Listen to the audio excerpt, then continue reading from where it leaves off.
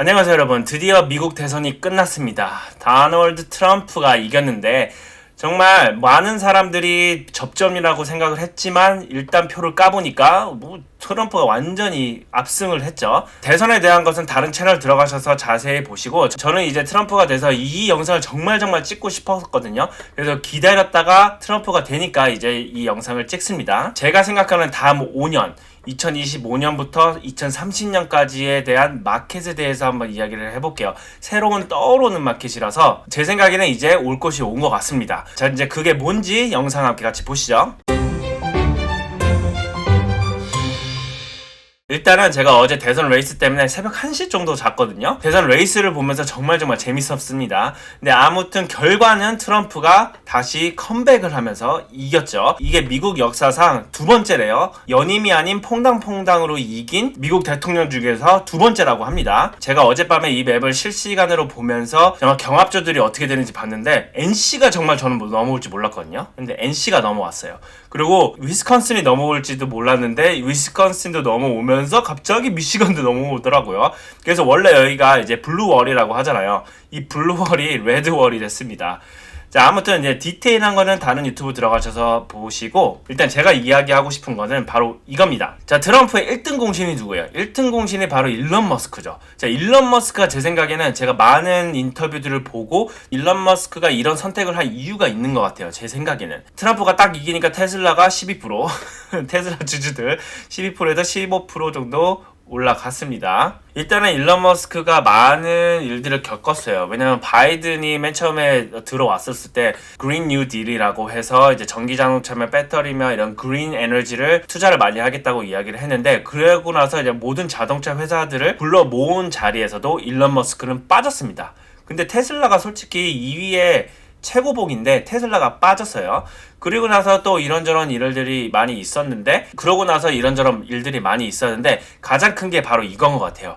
바로 뭐냐면 스페이스X 규제입니다. 스페이스X 규제를 엄청나게 많이 했어요. 하지만 그것을 다 뚫고 스페이스X가 로켓도 올리고 그 큰 로켓도 이따 보여드릴 텐데 그것도 올리고 다시 랜딩도 시키고 다 많은 성공을 이뤘는데, 일론 머스크가 인터뷰에 나와서 하는 말이 꼭 하나가 있습니다. 에어로스페이스 쪽에 너무나도 많은 규제들이 있다라고 이야기를 해요. 그리고 이제 사람 고용하는 것도 이런 문제들이 많이 있다고 얘기를 하는데, 그게 문제가 하나가 뭐냐면은 DOJ, Department of Justice가 지금 스페이스X에다가 수를 걸었대요. 어떤 수를 걸었냐면 사일럼 시커를 하이어를 안 한 거에 대해서 수를 걸었습니다. 이제 사일럼 시커는 미국 시리즌스가 아니에요. 하지만 에어로스페이스 쪽은 미국 시리즌을 가지고 있지 않으면은 사람을 고용하면 안 됩니다. 왜냐면은 내셔널 레벨의 기술이기 때문에 그거 기술을 배워갖고 다른 나라에 가면은 나라가 위험해질 수 있다라고 생각해서 이쪽 계통에서는 미국 시민이 아니면은 고용을 하면 안 돼요. 그래서 스페이스X가 이 가운데에 껴가지고 엄청나게 힘들었다고 합니다. 그리고 또 하나가 미국에 자연재해가 많았었는데 스타링크를 보내가지고 아주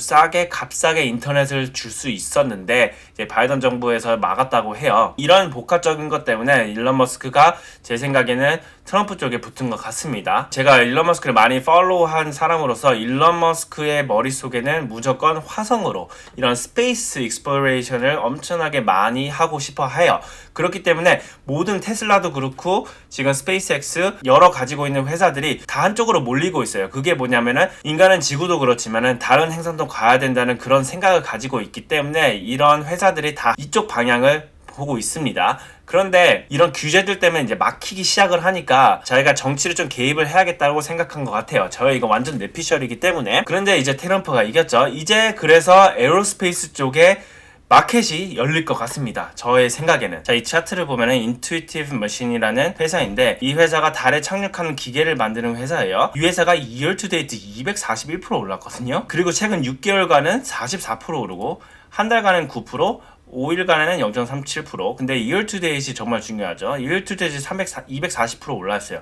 이 뜻은 뭔가가 있는 거예요. 마켓은 이렇게 그냥 오르지 않거든요. 제가 뭔가가 있을 것 같다고 생각을 하다가 이제 모든 이제 대선이랑 일론 머스크나 이렇게 하는 행동들을 보고 이런 인터뷰를 듣고 하니까 이제 2025년, 2030년이면은 곧 있으면은 에어로스페이스 쪽에 뭔가 기회가 올 수 있겠다라고 생각을 했어요. 왜냐면은 다음 달 미션이 바로 2026년이거든요. 그럼 2025년부터 2030년까지 뭔가 에어로스페이스에 많은 변화가 있지 않겠냐라고 생각을 했습니다. 마지막으로 미국이 달을 간 게 1972년이래요. 지금은 2024년이죠. 이렇게 옛날에 달을 갈 수 있는 기술이었으면은 지금도 달을 계속 왔다 갔다 해야 되는 건데 그 기술이 발전을 안 하고 지금까지 묶여 있다가 다시 이제 2026년에 간다고 합니다. 하지만 이제는 정부가 아닌 이제 프라이빗 섹터로 넘어왔죠. 그래서 프라이빗 섹터 쪽에 에어스페이스가 열리지 않을까라고 생각을 하고 있어요. 저는. 그래서 이렇게 잘 미션이 스케줄이 되어 있는데 일단은 11월에 갔어요. 11월에 2022년에 그냥 사람은 안 가고 그냥 몇십만 가가지고 도착을 했습니다. 그게 바로 아까 보여드렸던 이 회사가 그거를 올렸습니다. 그리고 나서 이제 9월 2025년에 두 번째 미션을 하고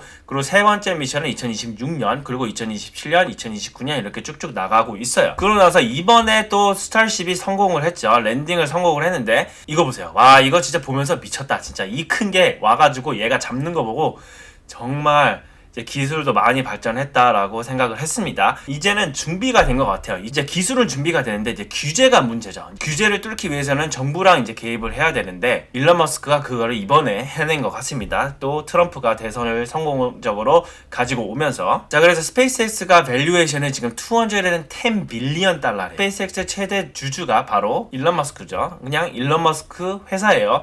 아마 막 80% 갖고 있을 거라고 생각을 합니다. 제 생각에는.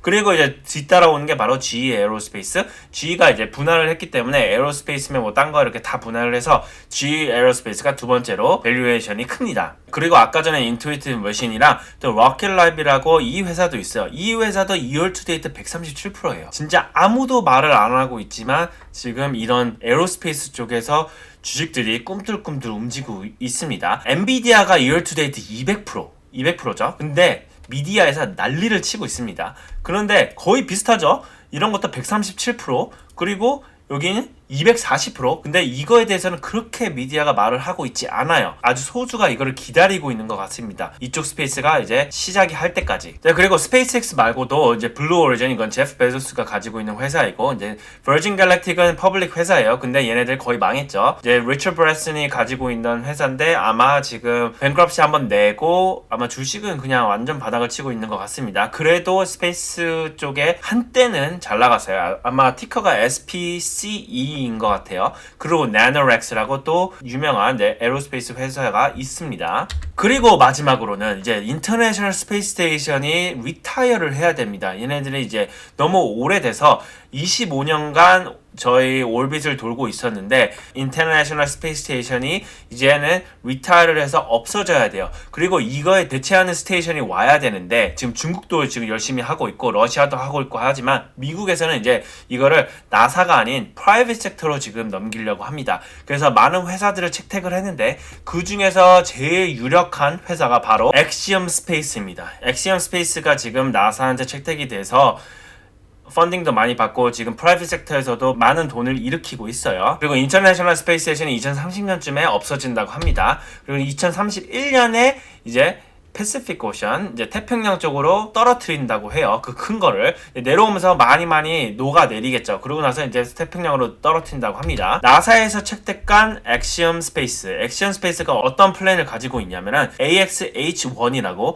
이거를 일단은 보내려고 해요. 이걸 보내려는 지금 타임라인이 2026년입니다. 그래서 이걸 보내서 이 인터내셔널 스페이스 스테이션에 붙여버린답니다. 그리고 붙이고 놓고 그 다음 연도에 AXH2를 넘겨서 합체를 시키고 그 다음에 쭉쭉쭉 합체가 나가면서 나중에는 이렇게 자급적으로 에너지를 공급을 하고 산소를 공급하고 여기서 일을 할 수 있게끔 한다고 해요. 타임라인이 이렇습니다. 2020년에 나사에서 컨트랙을 했어요. 엑시엄이랑. 그리고 나서 2026년에 First Module 그걸 보내고 그리고 2027년에 두 번째 거 보내서 합체하고 2028년에 합체하고 2030년까지는 이제 자급자족으로 전기를 공급할 수 있는 것도 합체를 시켜서 이제 2030년 이후로는 프라이빗 섹터에서 운영하는 인터내셔널 스페이스 스테이션이 만들어집니다.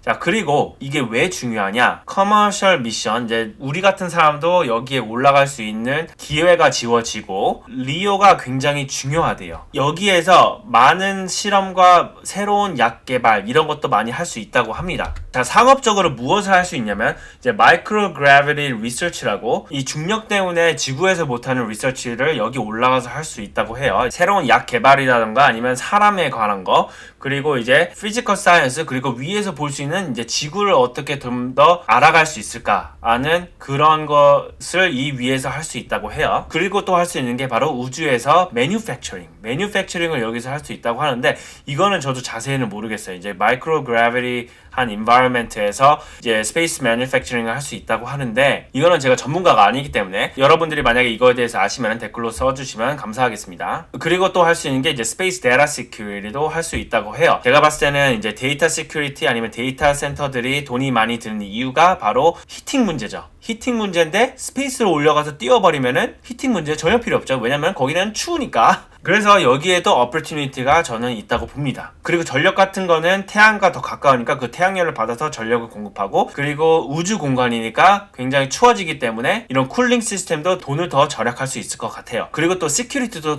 좀 더 좋아지지 않을까라고 생각을 합니다. 자, 그래서 엑시엄이 벌써 3개의 미션을 보냈는데, 자, 이렇게 4번째 미션 이 사람들이 지금 준비를 하고 있는데 내년 봄이면은 4번째 미션을 한다고 합니다. 자, 그래서 엑시엄 스페이스가 지금 프라이빗 섹터에서 돈을 많이 레이즈를 하고 있습니다. 이제 벌써 시리즈 C까지 왔죠. 2군데의 큰 회사들이 투자를 했어요. 사우디아라비아 쪽, 그리고 나서 많은 사람들이 아시는, 한국 분들이 아시는 바로 보령입니다. 자, 보령의 CEO가 이분이라고 합니다. 저는 잘 몰라서 한국에서 주식을 하고 계시는 분들이라면 이제 보령의 CEO를 아시겠죠. 근데 이분이라고 하는데, 이분이 이제 보드 오브 디렉터스로 들어왔어요. 시리즈 C에 투자를 많이 하면서, 그리고 나서 사옥이며 보령 바이오 파마를 팔면서 새로운 사업에 투자를 한다고 하는 게 바로 이 새로운 사업이 엑시엄입니다. 우주의 기술을 빨리 섬연하기 위해서 투자를 하는 것 같아요. 이렇기 때문에 퍼블릭 섹터에서는 아무도 모르게 주식들이 많이 올라가고 있고, 프라이빗 섹터 쪽에는 이렇게 돈을 계속해서 모금을 하고 있습니다. 준비를 하는 것 같죠.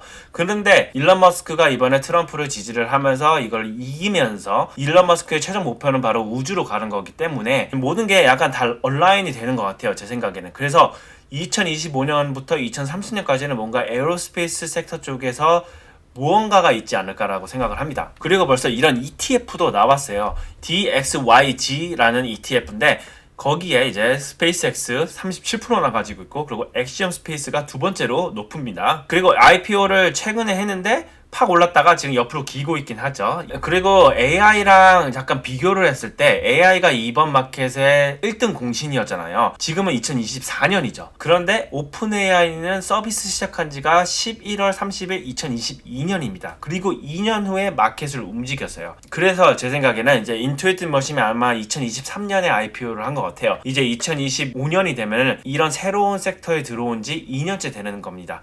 그러고 나서 이런 모든 스토리들을 줄줄이 따라가면은 2025년부터 2030년까지는 에어로스페이스 쪽에서 새로운 회사들이 IPO를 한다든지 아니면은 새로운 회사들이 많이 등장할 것 같습니다. 왜냐면은 일단 규제가 많이 풀리기 시작하면은 돈은 새로운 어퍼튜니티를 꼭 찾기 때문에, 솔직히 말해서 스페이스X의 스타링크가 나와서 IPO를 할 수도 있어요. 그게 트리거가 돼서 엑시엄도 만약에 IPO를 할 수가 있고, 뭐 다른 새로운, 혹시 알아요? 블루 오리진이 IPO를 할지, 이렇게 새로운 에어로스페이스 섹터 쪽에 새로운 회사들이 들어가면서 마켓 드라이버가 될 수도 있을 것 같습니다. 하지만 이거는 완전 제 뇌피셜이기 때문에 흥미롭게 들어주시고, 제 생각에는 2025년부터 2030년까지 에어로스페이스 쪽에 뭔가 변화가 있지 않을까라고 말할 수 있을 것 같아요. 자, 여기까지 봐주신 거 정말 감사하고 구독과 좋아요 꼭 눌러주시고 다음 시간에 뵐게요.